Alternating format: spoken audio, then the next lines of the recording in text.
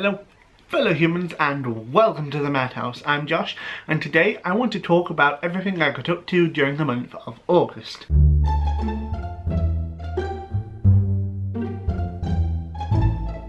At the beginning of the month I won a competition to get me into a writing workshop with Claire Fisher, the author of All the Good Things, and she was a lovely woman actually, very small, very friendly, and I have to say I learned several things, nothing groundbreaking, things I'd heard before, but new perspectives on them, and met some fascinating people whose stuff I'm very interested to read. But I did discover a few things while I was there. Firstly, I like these sorts of events because they give you free books, and I'll show you all of these very shortly, but also that the London Underground is both terrifying and awesome. Something you may not know about me is that I have a serious phobia of escalators because when I was a kid my shoe got caught in one and I was so scared it was going to eat me and crush me that I can't stand to go on them now. I'm fine with the flat ones, but the ones that are moving stairs absolutely terrify me, and of course the London Underground is full of them. But it was worth it because all I had to do was put in some headphones and ignore the fact that, oh dear, I'm underground, I'm in a metal coffin and there's escalators all around me, and just focus on the music. And the journey itself was really fast. I don't know why people complain about the Underground. It was ridiculously efficient, but I suppose I have only used it for one day, and people who use it every single day will notice more of its flaws. So I mentioned at this writing workshop that they gave out free books. Now, because Claire Fisher was the one hosting it, they gave us a copy of All the Good Things, but I'd also bought one of my own anyway.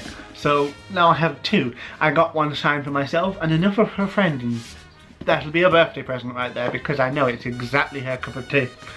Very good book actually. It reminded me a lot of Caitlin Moran's How to Build a Girl, but with less swearing and fewer references to David Bowie. But all the same, a very moving feminist piece of literature. Very funny too. There was also The Road to Lichfield by Penelope Lively, which I know nothing about, and I would not even have thought to look for it, but the cover is quite interesting, and besides, never turn down a free book. That's why I've got 3 copies of the Book of Mormon. Do I think it's rubbish? Yes, but free books, I love it. And there is also White Teeth by Zadie Smith. I've not really read much Zadie Smith, but I'm always looking to try it more, and I've heard some very good things about her. And then, because it is me, I did have to go through various bookshops in London and spend probably too much money. When I was in Foyles, I picked up Hagseed by Margaret Atwood. Margaret Atwood is the author of The Handmaid's Tale, which is just a marvellous piece of dystopian fiction. And this is a retelling of Shakespeare's The Tempest from inside a prison. And I am up for that because The Tempest is my favourite Shakespeare, and I want to see what Atwood can do with that. And then I went to Gay's the Word, the only gay bookshop left surviving in the UK, and I believe one of 2 surviving in Europe, but I might be mistaken there. And I picked up 2 other books. There was The Descent of Man by Grayson Perry, which is all about gender and specifically the gender roles of men within society, something that is not discussed quite so often as the role of women. And then I also picked up Jealousy by Marcel Proust, because I'm always up for some gloomy Frenchmen. I like gloomy people, and I like philosophers and people who think far too much about ridiculous things that no one else needs to think about. There were a few other bits and pieces that I bought, but I cannot find them because my memory is awful and I've been packing. Now, it's the summer holidays, I'm off uni, so it's generally going to be a bit dull. I'm not doing as much as I might necessarily like to, but it's not been completely empty. Yes, I've been quite bored and have watched a lot of Netflix and television programs that I don't normally get to. But it's been worth it. Some of it's been truly magnificent. First of all, can we talk about Game of Thrones? My goodness, that was a good one. I wasn't entirely sure how the narrative of the series was going to go, or if I figured out what was going to happen, but wasn't entirely pleased with its execution because it felt a little out of keeping with Game of Thrones' its character. But then the final 2 episodes really brought it back for me, and it was marvellous. A few things that I'd really wanted to see happen did happen, and how they happened was interesting. I also really enjoyed Designated Survivor on Netflix. It stars Kiefer Sutherland as a man who is the designated survivor. That is, someone who is chosen by the president or the authority in the US to become the next president in the event of an awful attack which takes out the US government, which happens, and it's all about what follows, the emergency powers and dealing with a crisis of that sort which would happen in these scenarios, and it was absolutely fascinating and beautifully acted.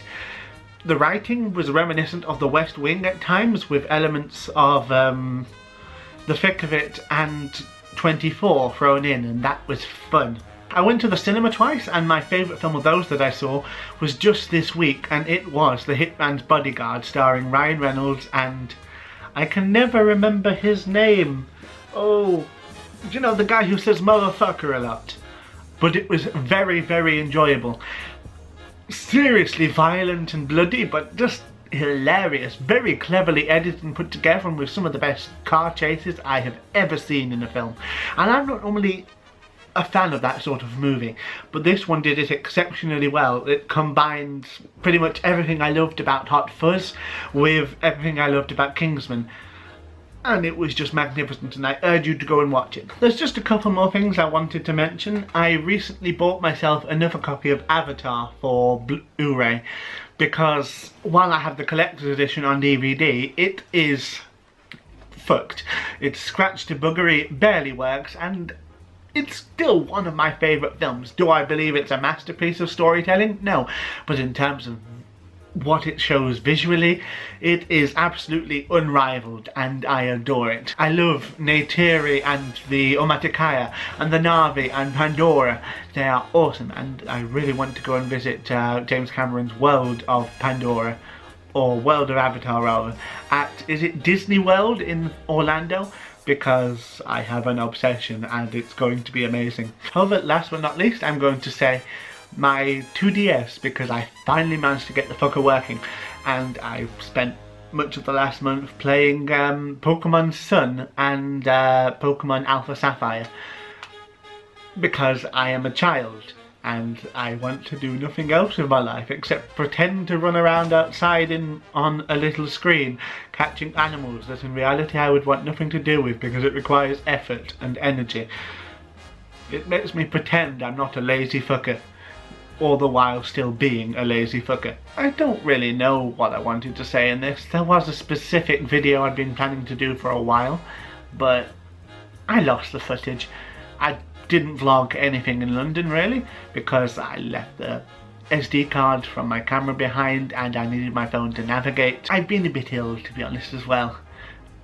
I'd planned to make this a video about London weeks ago, talking about everything I did there, but then my anxiety went to shit over the possibility of nuclear extermination and annihilation. It's never a good thing for anybody, but for someone with an anxiety disorder, then it's really unpleasant, and I couldn't deal with it, so I just hid. However, I am back, and here's hoping it'll be weekly videos again, but I'm not going to make any promises because I am a lazy fucker, and chances are I will break it. Alright, that's it. I'm going to edit this and then continue watching Chicken Run because I love it. Tatty buys. Ohne dich hat der Regen keine Tropfen. Ohne dich hat das Meer keine Flut. Ohne dich hat der Berg keinen Gipfel. Ohne dich ist mein Herz ohne Glut.